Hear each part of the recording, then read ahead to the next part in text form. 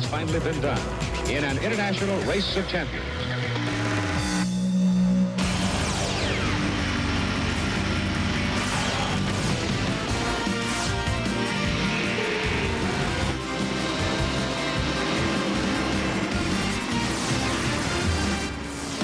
ESPN, the worldwide leader in sports, presents Speed World. Today, from the lush Irish hills of Michigan, home of Michigan International Speedway, it is round 3 of the silver anniversary edition of the True Value International Race of Champions. After 2 events, Bobby Labonte, reigning Winston Cup champion, has a slim 3-point lead over Ricky Rudd. Kenny Brack from the Kart FedEx Champ Cars reigns in 3rd, and Dale Jarrett, who won the opener in Daytona, sits 4th overall in the point standing. Hello, everyone. I'm Jerry Punch. Glad to have you with us here at Michigan for what is the 27th time the IROC cars will compete on this 2-mile D-shaped oval. You know, over the years, 15 times this race has been won by stock car drivers, 9 times by open-wheel competitors, and twice by sports car guys. And you might think the stock car guys have an advantage. Well, guess again. A year ago, it was an open-wheel guy in Eddie Cheever who won this race. Speaking of open-wheel guys, it's great to have Scott Goodyear with us. I guess, Scotty, it's sort of great to have you and not great to have you. Scott Goodyear competed at Indianapolis, was involved in an incident, suffered a fracture in your back. First of all, how are you feeling, and when will you be able to get back in the race cars? Well, I'm feeling fine. I'm up and around, and obviously got released out of the hospital, and you're anxious just to get going, obviously, anytime that happens. And sad not to be in the car here. Going to enjoy the booth, obviously, and we hope that we're back in August, hopefully in time enough for the final IROC race at Indianapolis. Couldn't have a better guy to sub for you than the all-time winningest IROC Series competitor, Al Unser Jr. 4 of his 11 wins have come on this racetrack. They have, you know, and we've had a great friendship, obviously, since that close finish in '92 at the Indianapolis Motor Speedway. And I said to him this morning, you know, we were just laughing at Indianapolis last week. The thing I'm after is that baby Borg Warner that he has. You know, he's got 2 of those. So I said, great to have you in the car, but don't get too cozy in there because I'll be back for Indy. We'll look forward to having you come back for Indy for the IROC finale. Now, representing the NASCAR Stock Car Series and the Stock Car ranks, the '87 IROC champion, Jeffrey Bodine. And Jeffrey, NASCAR's without one of their finest in this race here because of an injury, Dale Jarrett. That's right, but they have Dave Marcus in the car for Dale, and who better could they put in the car for the great driver Dale Jarrett is than Dave Marcus. He has more laps and more time in these IROC cars than anyone I know about, and so I think Dave will do a great job for Dale. But again, like Al Jr., he better not get too comfortable in there because Dale will be back.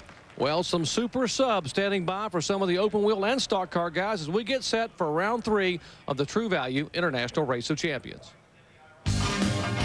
And let's take a look at our starting lineup. Row 1, representing the Indy Racing Northern Lights Series, last year's winner here at Michigan, 43-year-old Eddie McKay Cheever Jr. And flanking him is Tony Stewart out of the NASCAR Winston Cup ranks. Let's go down to Ray Dunlap and talk to our pole sitter.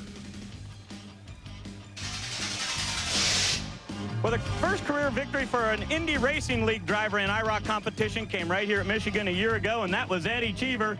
Eddie, you get to start up front today. Is that a good thing or a bad thing? Doesn't matter where you start here, it's where you finish. I got 11 maniacs behind me that want to make sure I don't finish with it. This is a hard track. It's better for us than Talladega and Daytona because the draft isn't that important, but it's going to be a tough one today. Cars are a little loose. Okay, a little bit loose, and that's the way they're going to start. All right, row 2, let's take a look. Jeff Burton from the NASCAR Winston Cup ranks. He won here back in June of '98, and he is flanked by the guy who's subbing for Scott Goodyear. How about a 2-time IROC titleist, an 11-time winner with 4 of those wins coming here? That's Al Unser Jr. Let's hear from him. Well, the career victory total for Al Unser Jr. in IROC is 11, but 4 of those races have come right here at Michigan. Al, what is the magic with you in this racetrack? I really don't know. You know, we've had some good runs here. We've had some good cars here. Jay's given us some good stuff. And we've been very fortunate, been very lucky. So hopefully we'll be lucky today. Okay, Al Unser Jr. back in IROC. All right, thanks, Ray. Back in row 3, representing NASCAR's Busch Grand National Series, Jeff Green, the reigning Busch Series champion. He led 20 laps at Talladega. And beside him, Mark Dismore out of the Indy Racing Northern Lights Series. Back in row 4, Buddy Lazier, the 1996 Indy 500 winner and reigning Indy Racing champion. He starts inside row 4. Flanking him would have been Dale Jarrett, but now it was Dave Marcus subbing for the injured former Winston Cup champion. Marcus is 60 years of age. He starts outside. Now in row 5, Kenny Breck out of the Kart FedEx Championship Series. He is flanked by Ricky Rudd out of the NASCAR Winston Cup ranks. In the final row, our current points leader, Bobby Labonte, out of NASCAR Winston Cup. He is the reigning Winston Cup champion. Let's hear from him. Well, a fifth-place run at Daytona and the big win at Talladega has Bobby Labonte as the point leader in IROC. But, dude, today you got to start back in 11th. Can you get to the front? Well, I hope so. You know, again, these guys do a great job with the IROC cars. And, you know, Jason Norrie and all them, Dave and Dick and Jim Sauter set them all up. And hopefully we can work our way up there. And it's a fun racetrack for these cars. They're all set up real equal. And, you know, hope we can just be there at the end, get our car running really good there and get a good rhythm going. It's, you know, a few laps there, so we got some time to you know, get set up and get in a good rhythm more than anything else. Do you race for points or do you go for the victory?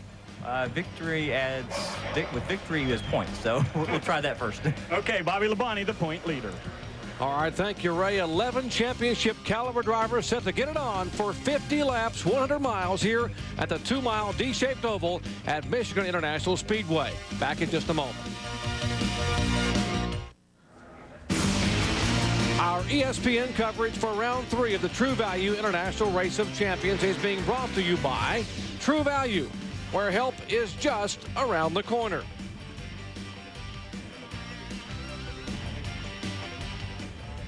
Eleven cars rolling on this racetrack. We'll show you it's 50 laps, 100 miles. The purse for the series is over $1 million, up from $760,000 last year.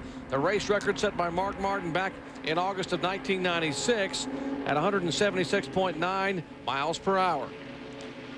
Okay, guys, open wheel versus stock cars. A year ago, Cheever gave the stock car guys a little bit of a spanking. Led here 3 times for 26 laps, but I think the stock car guys have had more time on this racetrack with the open wheel guys spending most of the week in Texas. How about it? Well, that might be the case, but I really think this is an even shootout. The open wheel guys run here a lot. They're getting really comfortable in these cars. This is kind of a flat-out racetrack with the IROC cars. Drafting, like Cheever said, isn't as important as some of the tracks we go to. But so I think it's going to be a good shootout. And, of course, you know, I'm pulling for the stock car guys. How about you, Scott? Well, I'll tell you, speaking to the guys in the trailer this morning, they're all pumped up coming from Texas for this race as we come down for the green flag now. They're ready to go for it. All right, front row, Eddie Cheever and Tony Stewart. As the green flag waves, what a crowd, what a beautiful day for racing here at Michigan International Speedway. Looks like Cheever is going to try and keep on the inside line. Obviously, the stock car expert on the outside, Stewart, is going to take a hard run around the outside. But as we know from this, Jeff, you can say that whoever follows the train is going to start leading those first few laps. As you can see, Cheever sort of out by himself here a little bit right now. That's right. You know, actually, the outside line, you keep your momentum up a little bit more through the corners, off the corners. It should be a little faster, but look at Cheever. He's driving back underneath Stewart. Eddie Cheever on the bottom of the racetrack. Tony Stewart in second spot. He's in the orange Pontiac Firebird. That line car back there, that is Jeff Burton, as they are 3 wide out of turn 4. Now, just to add into here, as we know, usually with our open wheel cars and the stock car guys, they all have spotters. And what Eddie was doing there coming up out of turn 4, usually your spotter would tell you that you were clear. He could actually just start to slide up in front of Stewart. But here, because there is no spotters with these cars, we're not on radio communication, you sort of have to go by feel, as I always call it, and sort of hope that the guy is actually clear of you before you actually go up there and take his line. Well, no surprise that Allenser Jr. in that white car has shuffled his way to third spot. Al Jr., I'm sure, looking just forward to coming to this event here. Always runs strong in these cars and all the time a great competitor, no matter if it's an open wheel car or a closed wheel car. All right, as you look at Eddie Cheever's bumper camera back toward the bright orange hood of Tony Stewart, let's check into the pits with Ray Dunlap. Well, Jerry, I talked to Eddie Cheever just a little bit before this race started, and he said loose is going to be the word from all of these drivers for the first 15 to 18 laps, but they have these cars set up to come to the drivers and tighten up a little bit later in the race. They want them to handle just right at the end, so at first they got to be a little cautious. And that's a totally different concept than what most of the open wheel guys feel. They said normally their cars start tight and get looser, but in the stock car ranks, Jeffrey, it looks like the cars start here loose and get tighter as the race progresses. That's a characteristic of the heavy cars with these tires that we have from Goodyear. And And so, but I was impressed with Cheever at the start. Yeah, he was saying loose in the beginning, but he took the lead. It didn't seem to bother him. He's falling back a spot. Stewart's got behind, but you know, Eddie still looks good. I think he's a man on a mission. I think he wants a repeat here at Michigan and run a little different line than Stewart. And you know, that's kind of a driver car thing. Some drivers like to try to run a low line, some run up a little higher. If your car's a little loose, you can run a little higher here at Michigan and help that out. And you're going to see a lot of different lines as this race goes on. Riding along with Mark Dismore, who qualified 4th for the Indy 500 inside of row 2 just a few weeks ago.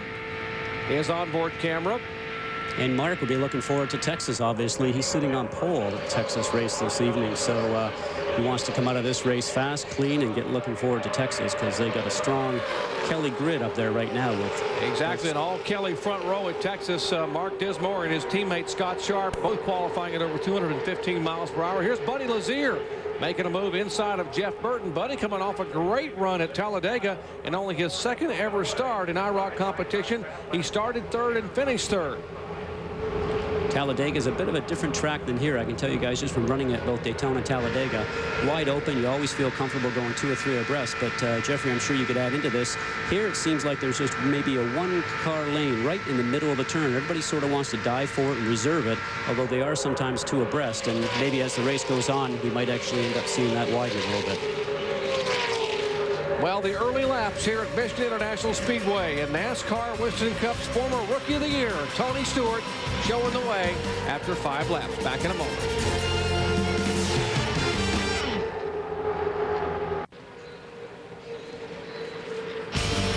Well, on a beautiful day back at Michigan International Speedway, we got more action coming your way. NASCAR Craftsman Truck Series style. Now, earlier today, you saw an exciting race at Texas Motor Speedway won by 2-time truck champion Jack Sprague. Next, we head to Memphis, Tennessee, home of the Blues for the NASCAR Craftsman Truck Series Memphis 200. That is Saturday, June 23rd at 1 Eastern Time, 10 Pacific. For more, log on to ESPN.com. Well, Al Unser Jr. beginning to make his way toward the front. He was the only one of the open-wheel drivers that did not come here earlier in the week to test. In fact, the other drivers came here on Wednesday of this week to run some laps, but it rained off and on. Little Al was focusing on his Rick Gallus ride for the Indy Racing League and did not come here, but looks like he's none the worse for wear right now. As we check back in his pits, they're down on pit road with Ray Dunlap. Well, Jerry, I always wondered if car color has anything to do with winning these races, so I did a little research on this race at Michigan. Al Unser Jr. won in the powder blue car, the red car, the lime car, and the green car, so I don't think it matters too much. He does have one career victory in a white car, though, and that came at Talladega back in April of 1996. So Al Unser can get it done in just about any color car he's in. And Scott Goodyear, who he's driving for and who these points will go to, has got to be feeling pretty good about watching him run in second right now. Absolutely. Both Al Jr. and myself enjoy Michigan International Speedway. We both run well here, and it didn't take him long to get back up to speed. And I spoke to him this morning in the trailer. He sure didn't seem to be too worried about not being here testing earlier this week. He seemed like he was going to be up to speed right away, which obviously he's doing for us. Now, he has not competed in IROC since 1998. And the last time he was here in in June of 98, he finished dead last. He finished 12th at Michigan, which is pretty unheard of for Al Jr.'s, considering his average finish here is less than 4th. So, and he has 4 wins, but he didn't do well his last time out, so maybe he's trying to make up for it today. Well, we sure hope he does, and certainly helps overall in the points. But I look at what we have right now, and obviously we got Stewart leading, and then 3 open wheel guys with Unser Jr., Brack, and Cheever Jr. So I'm not sure if everybody's just starting to put a little bit of time in now, but I'm sure we're going to see the guys from the Winston Cup Series start to move up shortly. Jeffrey Bodine, our True Value telemetry on board with Kenny Brack, shows that the speeds in a very good competition, but the speeds in the 165-mile-an-hour range. That's right. I mean, that's a little slower than the stock cars go here, and a lot slower than the Indy car goes here. But it's really fast in these cars, but it's a good speed to give all these drivers an opportunity to show off their talent of driving and drafting and handling. And you know, right now they say you can run around here wide open, but I don't believe any of these fellas are driving around here wide open right now. It's pretty warm out.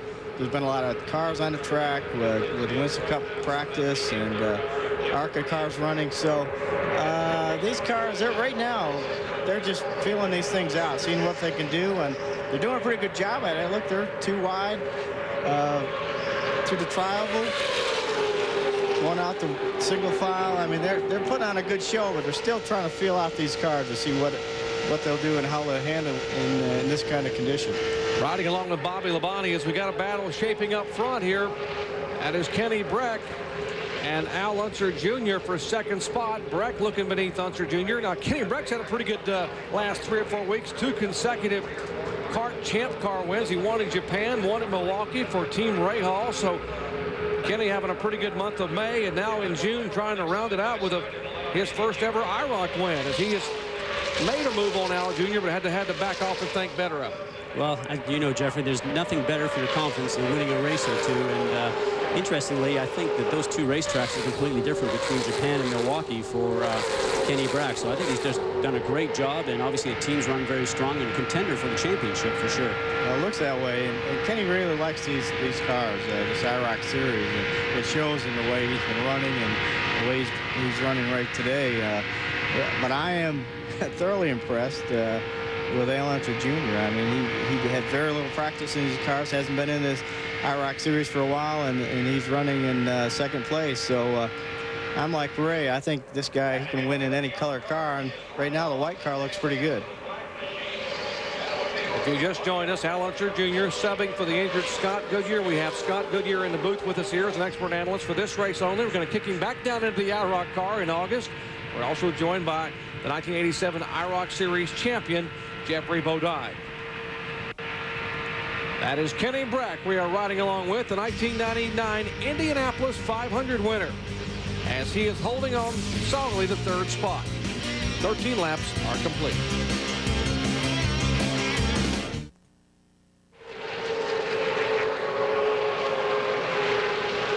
Back at Michigan International Speedway here in Brooklyn, Michigan, the Monster.com blimp covering today's race is 165 feet long, 55 feet tall, and when empty weighs over 5,000 pounds. Monster.com reminds you to think big when it comes to your career and your life. Thanks to the fine folks at Monster.com giving us some great shots of this round 3 of the True Value International Race of Champions. Well, guys, now Eddie Cheever has moved up to do battle for that 2nd, 3rd, and 4th spot. That is the white car is Unser Jr. The blue car right in front of Eddie Cheever here is Kenny Breck, and it's his Cheever you're riding along with, who is our pole sitter here today. Well, interestingly, we heard Cheever say at the opening of the show that drafting does not play as big a part here as it does at Talladega and Daytona. And we're seeing, obviously, right now, Stewart just sort of run that nice smooth line and check out from everybody else. You'd wonder if these 3 guys got together that they might be able to actually catch back up. But like I said, the drafting just does not seem to make a big impression here. As you look at our onboard telemetry, you see the G-forces down here on the very bottom. You see the brake light come on intermittently, our True Value onboard telemetry. The G-force, you're seeing, you don't see it as much as you would see maybe in an open wheel car, but you do feel it in a stock car, right, Jeffrey? Well, you really do. I've actually driven an open wheel car here a few years back when I was in the IROC series, and there is a tremendous difference, though, from stock cars and IROC cars to open wheel cars in G-force. You know, we just don't go through the corners as fast as the open wheel cars do. We don't have the downforce, the grip, and you get an open wheel car. I think I ran 4 laps that day on the track and around 208 miles an hour, which was decent back in those days. And my neck was sore, my body hurt. I had bruises all over my body just as 4 laps from the G-forces put up by the open wheel car that day. And stock cars and these cars just don't quite have the grip and the speed through the corners to do that. Watching the battle, Al Unser Jr. in the white car. These are identically prepared, identically tuned Pontiac Firebird Trans Ams. And there is Tony Stewart in the orange Pontiac. He is ahead by about 1.5 seconds over Unser Jr. in second spot. We check back in the pits once again with Ray. Well, Jerry, Tony Stewart currently 11th in the IROC Series points, and I posed a question to him earlier today. I said, look, you've got the orange car, which is the same one you had at Talladega, and you finished 10th there. Does that mean anything? He said, absolutely not. Each individual race, these cars are completely changed around, and they're ready to go for each individual racetrack, so you never worry about a car that you drove earlier in the year when you come to a different track, because they set them up completely different. Tony's had a pretty, he gets very close to the wall. He's had a pretty busy month of May. Of course, the doubleheader, 1,100 miles, running at Indianapolis. He had a great run, finished 6th at Indy, finished 3rd in the Coke 600 at Lowe's Motor Speedway. That is a phenomenal one-day effort. Well, it was, and it's great what he did. But what do we call him here now? Is he an open-wheel guy or a stock car guy? He runs both, so I don't know. Well, he's an IRL champion, won it in '97. He's a Winston Cup Rookie of the Year, won the most races in Winston Cup a year ago with 6 wins. So which is he? Depends on if he wins, who's going to claim him. That's going to be an arm wrestle, I guess, isn't it? We'll have to really call that one when it happens. But he's just doing a fine job right now. He's just doing a tremendous job. And like I said, his car is just sliding through the turn a little bit, and we'll see if it starts to go off or stays with him. Yeah, he's really pushing the car. I mean, he runs right up against the wall, exiting both turn 2 and turn 4. I mean, that is the groove, but he is very, very close. And like we saw a lap before, actually got a little loose off of turn 2. But we'll see how long his car can maintain this kind of speed. I mean, right now it doesn't look like anyone has anything for him, but these races are long. The tires change, the track changes as the run goes on, and his car handling good right now might not be in 10 or 15 more laps. Well, watching a battle, Buddy Lazier, reigning Indy Racing Northern Light Series champion, and of course 1998 Indy 500 winner. There's Jeff Burton and Ricky Rudd running side by side. As Lazier moves up to the outside, that's Lazier. You're looking back from Rudd's bumper cam to Buddy Lazier. And you see now Jeff Burton getting in line in the lime-colored Pontiac. And here Breck once again trying to make some moves. Here comes Cheever on the bottom of the racetrack. Now, Eddie told me in Texas earlier in the week that the way he won this race a year ago was by watching what some of the stock car guys did and not abuse that right front tire. He said, use up that right front tire in the last 20 laps, you got nothing left. Well, he's got to be using that tire a little bit right now inside Kenny Breck. You would think so, wouldn't you, Jeffrey? I mean, I would think that you'd use it more on the bottom side, not run one of these cars here, but is it harder on the car on the bottom or on the top side? Yeah, it really is harder when you try to run that low line. Maybe a little more comfortable.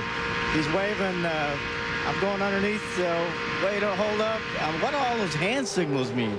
I'm confused. I'm a driver, and I don't know what all that meant, but there's Eddie underneath Labonte right now. And, Bobby Labonte's caught up with this group, and now it's a four-way battle for second place. Well, he was trying to get Bobby Labonte, I think, to go with him, and instead Bobby went by him. So. Well, you never know. Eddie was born in America, obviously, but grew up in Italy, so maybe there's some little Italian going on there. Who knows? All right. Now, a little bit earlier, we had a little bit of a contact with the wall from Kenny Breck, just scraping some of that DuPont paint off the side of that Pontiac Firebird, now from his onboard camera. Just a small kiss of the wall. So that's just a little telltale that you don't want to be up that close next time coming around there. And we saw on the very right-hand side all that rubber that's sitting there. We call that the marbles. And what the IROC guys, I think, are doing are trying to move that line a little bit higher up the racetrack as the race goes on compared to where the Winston Cup guys were running this morning that I noticed. All right, the man they're chasing is Tony Stewart, NASCAR Winston Cup competitor in the Evans Orange Pontiac Firebird. Back with more from Michigan in just a moment.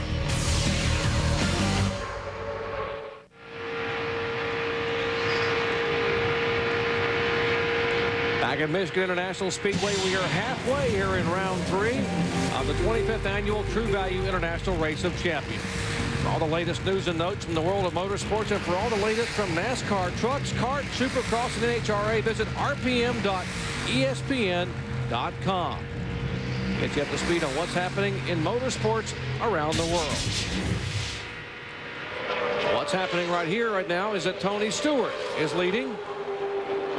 And as we talked about before, checking out, just running that nice smooth line. Saw him get close to the wall one time, but seems like he's tightened it up coming off turns 2 and 4.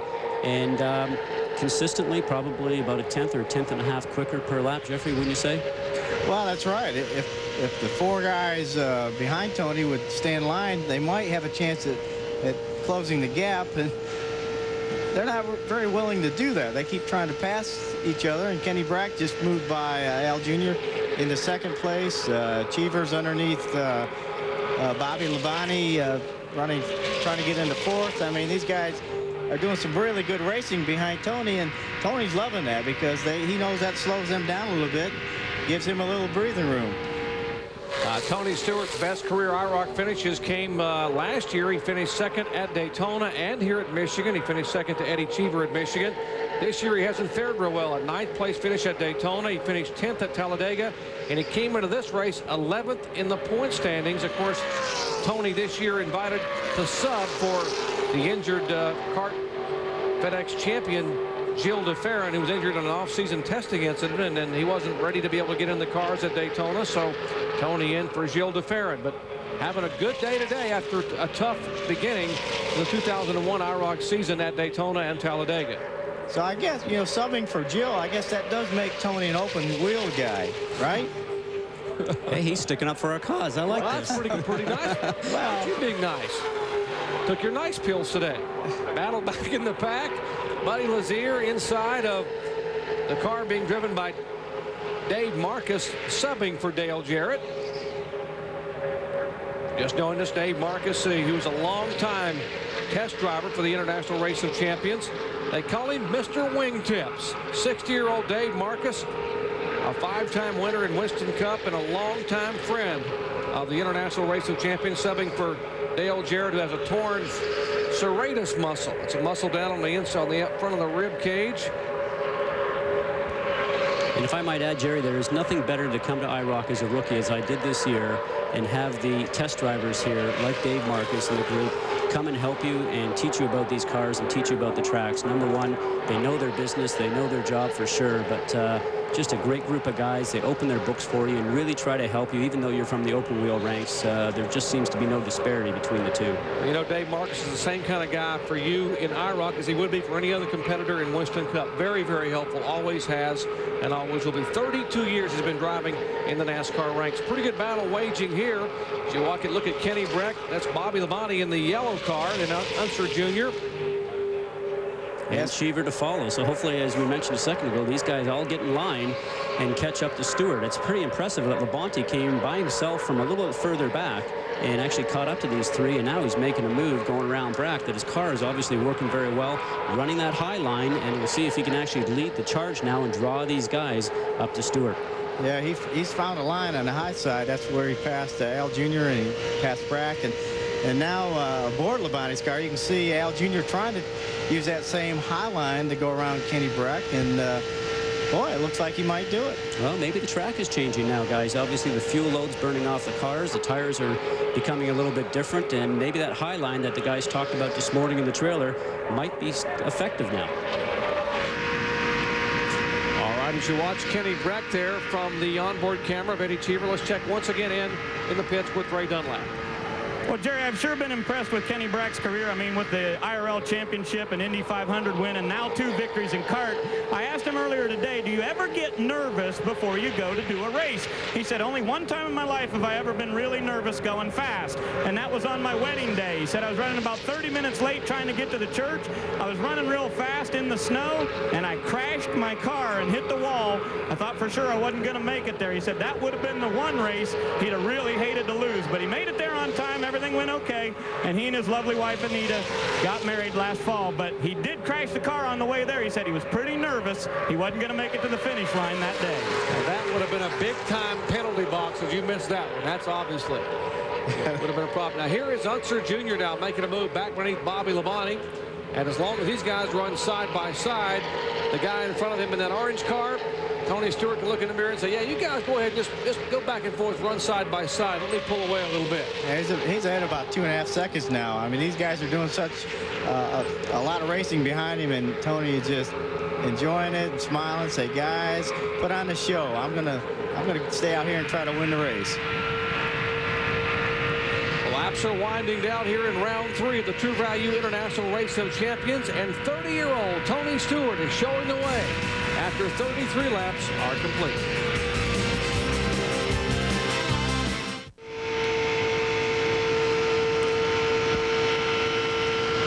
in Brooklyn, Michigan. Michigan International Speedway as the laps are winding down in the third round of the Silver Anniversary edition of the True Value International Race of Champions. Our True Value onboard telemetry.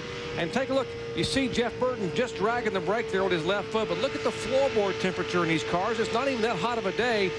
That's how hot it gets in the race car, folks. 137 degrees at his feet in the inside of that Pontiac Firebird.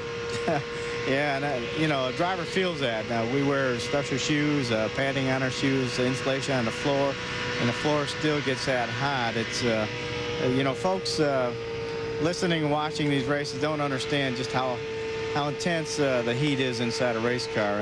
And open wheel cars are probably a little cooler than this. These closed wheel stock cars just get tremendously hot, as I'm sure you've discovered driving the IROC series, Scott. But open wheel cars have got to be a little more comfortable. They are obviously an open cockpit car, and the wind's blowing around you, obviously. But the biggest thing I think here is obviously the engine in front of you, the transmission in front of you, versus the open wheel car that it's all behind you. And you're right, I did notice a big difference when I actually drove the open wheel car Monday, Tuesday test at the Speedway, went down to Talladega to test, and lo and behold, man, that was hot on the feet, without a doubt. Don't have any of those special shoes you talked about, but I'm going to have to look into those. You need them if you're going to drive a closed car like these IROC cars. I've seen some of these guys get out of a stock car after 500 miles on Sunday, and their heel looks like a steak someone has put on the grill. Huge blisters, and it takes months to heal. It really does. It's been, yeah, I've seen guys climb out of cars, but I've seen drivers, and I'm one of them, have been hauled out of the car, pulled out of the car because the heat was so intense that day. It just drained every ounce of energy the driver had. They couldn't get out by themselves. They needed assistance. Well, closing in on 10 laps to go. Buddy Lazier started back in 7th spot, currently being shown in 9th position. Tony Stewart, our leader. Al Unser Jr. in 2nd spot. Bobby Labonte, who is the points leader coming into the day, with a 3-point advantage over Ricky Rudd. Labonte started back in 11th. He is being shown in 3rd spot. Eddie Cheever, the pole sitter, is 4th. And Kenny Brecht, out of the CART Champ Cars, is in 5th spot overall. Rudd now moves into 6th. Back with the final laps of True Value IROC Round 3 from Michigan in just a moment.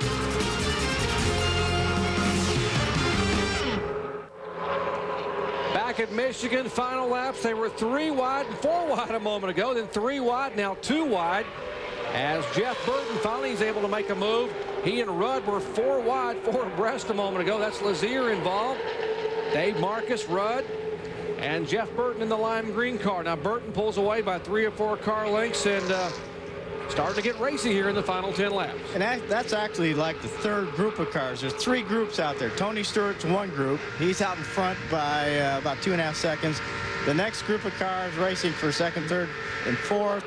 And then this other group, which there's more racing going on in this 3rd group than anywhere else on the racetrack right now. And these guys, even though they're not going for the lead, they're still wanting to race and beat the other guy.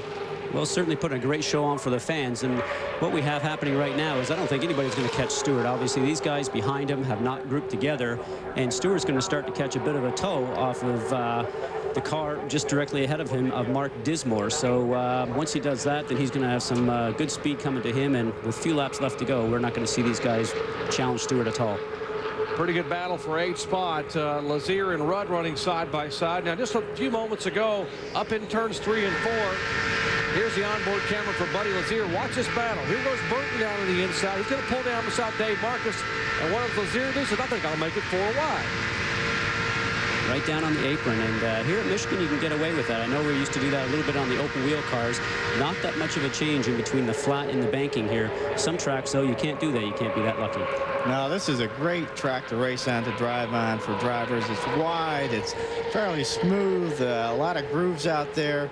It really, and it gives a driver a choice of where he wants to run and where his car will run, which that's what drivers love, is a choice where you can put your car and try to make the passes and get the most speed out of the car.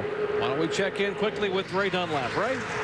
Well, Jerry, I wanted to ask our experts what it's like to be Ricky Rudd today. I mean, he won the 92 championship in IROC, and this year he's currently 2nd in points after a 2nd at Daytona and a 4th at Talladega, but he hasn't been able to move up at all today. He's stuck back there pretty much right where he started. Guys, what's that like to drive a car and be that kind? Is it frustrating? Yeah, it's frustrating. For sure. I'm sure Ricky would like to see a caution so everyone would regroup and have another chance at getting towards the front. But right now, it's just so spread out that he doesn't have much of a chance. He's just fighting for every spot he can get. And that's what a driver does. No matter if you're going for first or going for last, you fight and try to get that spot the best you can. And Ricky's just out there doing all he can. And right now, it's he's not going to be happy with this finish, but he's not giving up. One guy that's going to be very pleased with his run today is Tony Stewart. A year ago, he finished second after starting 8th. He finished second to Eddie Cheever in IROC, and then the very next day came from 28th starting spot to win the NASCAR Winston Cup Kmart 400. So no matter where he starts at Michigan, he ends up running awfully well. And of course, he's got a big weekend here coming up at Michigan International Speedway as well. But today, hoping to get his very first IROC Series victory. He's well on his way, that's for sure. He's lapped Mark Dismal more, and you know, I'm still impressed with your car, Scott. Al Unser's in it, and he's up to second, and he's running lap times comparable actually to Tony, and actually a little faster laps. So I don't know. I mean, there's only a few laps to go, but you never know what might happen here. Well, 2.9 seconds behind, but as you mentioned before, a great observation. Probably just need those guys to all group together in a group of 4, which I thought was going to happen as soon as Labonte ended up on the scene, but they just kept fighting. And little experience that I have in these things, boy, you can sure find out fast that if you're not all in a line, you're not going to go very quick. Well, Al Unser Jr., 13 times in the International Race of Champions, 11 wins that tied him with the late Dale Earnhardt for the most all-time in this series of champions among champions. 2 titles. He won the championship in his rookie year in IROC in '86 and did it again 2 years later. 4 of his 11 wins have come right here at Michigan. So a pretty good guy to have subbing for Scott Goodyear, who hopes to be back and hopefully will be back in August for the finale of the International Race of Champions. Yeah, I really shouldn't be saying I'm really impressed with Al Unser Jr. I mean, you expect this kind of a run out of Al Unser Jr. I mean, he is a great racer. Whatever he's gotten into, he's driven the wheels off it. And so, yeah, I mean, we kind of all expected him to run good here today, but and remember, in 1999, he was scheduled to be in IROC and had to pull out because his daughter Cody was diagnosed with transverse myelitis, and Bobby Labonte got in and drove the entire series and then donated all the money to the First Step Fund for Cody Unser. And for those of you who have been pulling like we have for Cody Unser, I talked to Little Al, and she's continuing her rehab and making progress, and we continue our prayers and wishes to Cody Unser as she watches her dad, Little Al, right now running in second spot here in the final laps of IROC 25. Well, that was a big move from Cheever, obviously trying that tight line underneath, and probably just got a little bit loose coming off a 2 and just caught it. Nice catch, actually, but, you know, 4 laps to go. Everybody's looking for those points right now, trying to place yourself in what you hope is going to be the right place at the end. And that's the story here. Remember, 4 races by invitation only, and it all comes down to points. It's not who wins which race, it's how many points you get in the finale. As you watch Bobby Labonte, who was the points leader coming into the day with a slim 3-point lead over Ricky Rudd. Now, did you see that? If I may interrupt, a beautiful move by Brack. Got a toe, obviously, from Cheever. Ended up going down onto the apron. Got past both Labonte and Cheever in a nice, quick move with 3 laps to go. We'll see if he stays up front. That's right. That was a great move and very aggressive move. But you're right. 3 laps to go. You try to put your car, yourself in the right position and take every advantage of what you can do. There's Eddie Cheever. Whoa, that was a great save, Scott. He got loose underneath, and that'll happen. The air comes off these cars. You rely on air. You pinch the car down, turn it down to the bottom of the racetrack like Eddie was, and it's very easy, and it happens very quick to get loose like Eddie did, but he did a great job saving it. 2 laps to go. Here's the battle. That is for 4th position. Tony Stewart, the leader. Unser Jr. running second. Kenny Brack has pulled away in 3rd. And these are the guys battling side by side for 4th. Cheever Jr. and Bobby Labonte. And that little slip a few laps ago didn't seem to scare or slow Eddie down. He's still on the bottom side of Labonte trying to make the pass. And digging down there, as we always call it. You stay low, you dig and dig and dig. And obviously, he's just now got past Labonte, and he's obviously just going to set his sights on Brack, who's just in front of him. And with only 2 laps to go, going on to the final lap, time is going to run out. Well, white flag is waving for Tony Stewart. He is just less than 2 miles away from his first IROC Series win. Stewart, the leader. Unser Jr. subbing for Scott Goodyear. In second spot, there is Tony Stewart. True Value colors on that Pontiac Firebird Trans Am. There's the white car for Unser Jr. subbing for Scott Goodyear. Then comes the blue of Kenny Breck, coming off 2 consecutive wins in kart FedEx competition. Then Cheever, last year's winner here at Michigan. Then Bobby Labonte, the reigning NASCAR Winston Cup champion. And here comes Bobby back. Trying to go underneath Eddie, but didn't quite make it. And it looks like Tony Stewart wins the race. Tony Stewart becomes the 38th different driver to win in IROC competition as he wins for the first time in his career in IROC racing at Michigan International Speedway.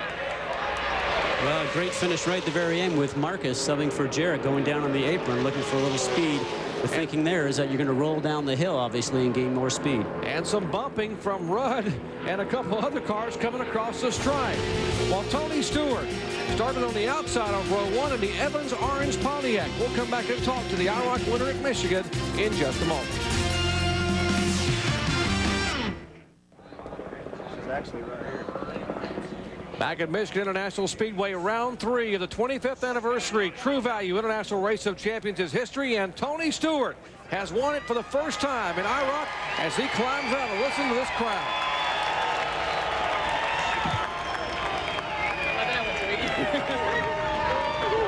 It's a big hug from the Make-A-Wish children down there, courtesy of True Value. Let's go down to Ray Dunlap. Well, Jerry, he was 3rd here in '98, 2nd in 2000, and today, buddy, you smoked him. How was it out there behind the wheel? It was kind of wild, believe it or not. I know it probably looked easy, but the first 25 laps it was loose, and I knew as the run would go on and it'd keep burning off fuel, it'd get tighter. But Jay Signori said yesterday before we got in the car for practice, he said, you won't be able to hold it wide open all the way around. I ran it wide open for 50 laps, so it was just real close. I mean, if you hit your line just right, you could stay flat, and if you missed it a little bit, you had to crack it a little bit. So I just concentrated on trying to get in the lead to where I could get in clean air and try to save the front tires. This is your first victory in IROC, but you're now at 39 points and made a big move. 1 race to go. What would you think if you actually had a shot at winning this championship?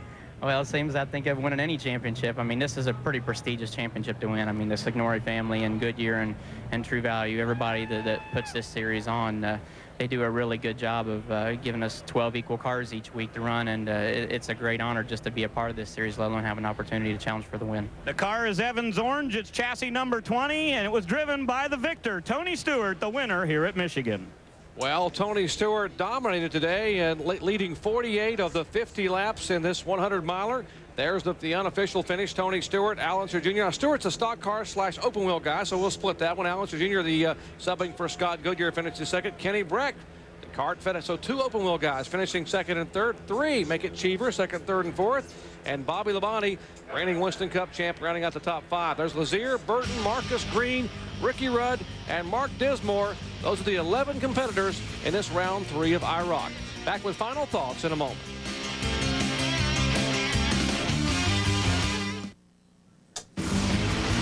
Our ESPN coverage for round 3 of the True Value International Race of Champions has been brought to you by True Value, where help is just around the corner.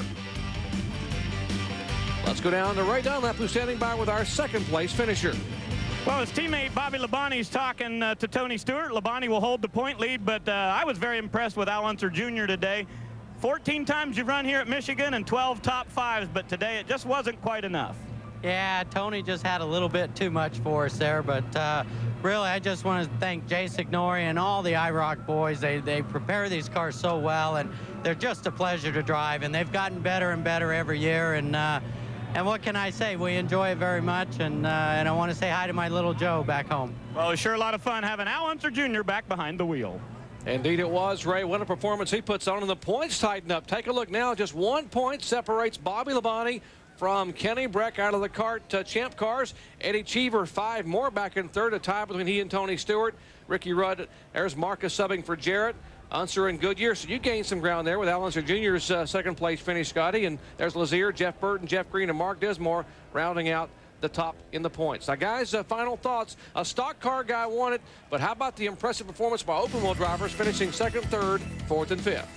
Well, that's right. They really kicked butt on the the stock car guys today, but it was a great race for Tony Stewart. This is a fantastic series, but I was really impressed in victory lane when Tony gave a hug to the Make-A-Wish child. I mean, I think that was the best part of my day today. How about you, Scott? Well, I'm thinking we're going to take Tony Stewart as an open wheel guy, grew up in those midgets and everything like that. I think we're going to claim that for him, and then obviously top 4 guys in open wheels. A great day for that, and hope to see you back at Indianapolis. Hope to have you in the car at Indianapolis coming up. Our finale on August 10th at 7 Eastern time on ESPN. That's round 4 of the True Value International Race of Champions. For Ray Dunlap, Scott Goodyear, and Jeffrey Bodine, I'm Jerry Putz, once again congratulating Tony Stewart on his win in today's 3rd round of the True Value International Race of Champions.